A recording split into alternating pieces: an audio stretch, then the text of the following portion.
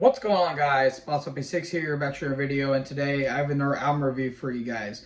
Today I'm going over the latest studio offering from American death metal slash death doom legends Autopsy with their latest studio album, Ashes, Organs, Blood, and Crypts. This album comes out on the 27th of October of 2023. This is their ninth studio album overall, and I mean, do I really need to talk about how influential this band is? One of the big pioneers of death metal, and eventually the big pioneers of what we know today as death doom, with big bands like especially Incantation. But these guys were the ones that started it all, and this is literally a year after Morbidity Triumphant that came out last year, and I didn't get to hear that album unfortunately, but I heard that was a really damn good album. This was a follow up literally a year later, and well, as a first time listen for this was certainly an enjoyable listen. And I mean, kicking off with the opening track, Rabid Funeral, where it's got that disgusting, really nasty sounding production, and it's got that old school death metal flavor to it, but it's a little bit modernized as well. And Chris Ryford just going berserk, not only on the drums but on the vocals himself. It's just a nasty song with a nice groovy doomy breakdown towards the middle of it, and that's some really damn good stuff. And that falls throughout the entire album as well, because from what I've heard and seen reviews of, Morbidity Triumphant was like 60% doom, 40% of that punky hardcore thrash style. Here it's the complete opposite, where it's 60 of the hardcore punk thrash and 40% of the doom.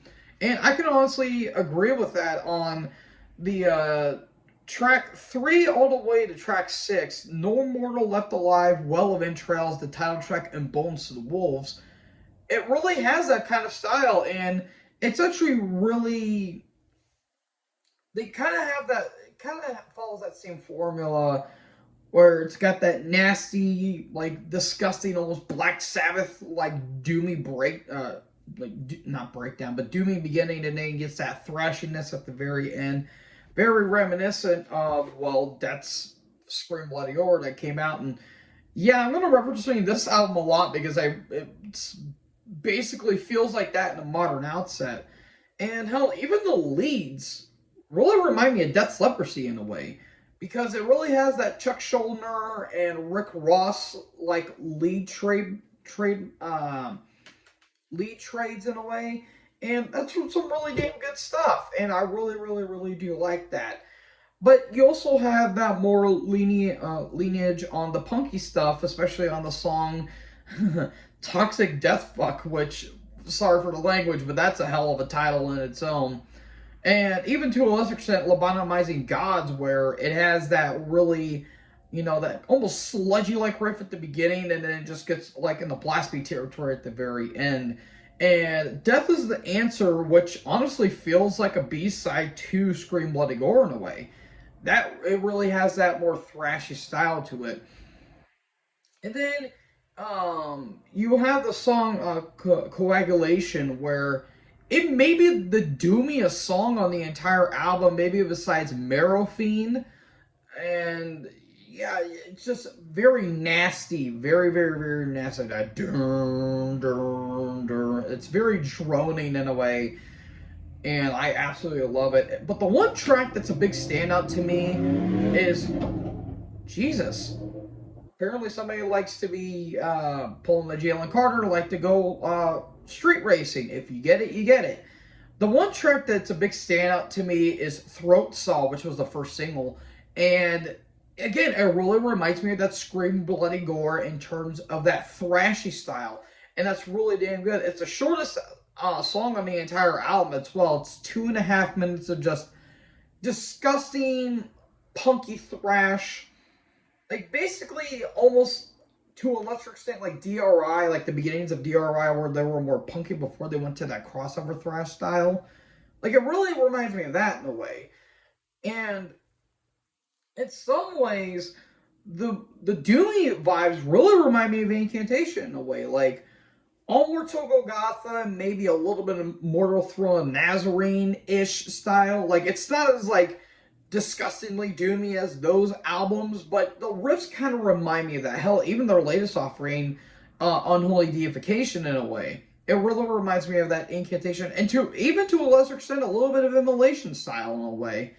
Like, Dawn of Possession.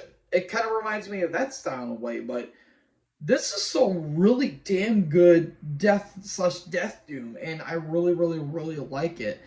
If I have any complaints, the flow of the album is a little hit or miss. Like, I feel like if they would have placed a couple tracks, um, maybe I want to say if they would have replaced like Toxic Death Fuck and Death is the Answer, like right in between Marrow Fiend and Lobotomizing Gods, and have Lobotomizing Gods and Coagulation as the final two tracks, I think those would have worked in a way, because it's so more thrasher style tracks. But that's kind of a minor complaint. Production's great. The bass is really damn good.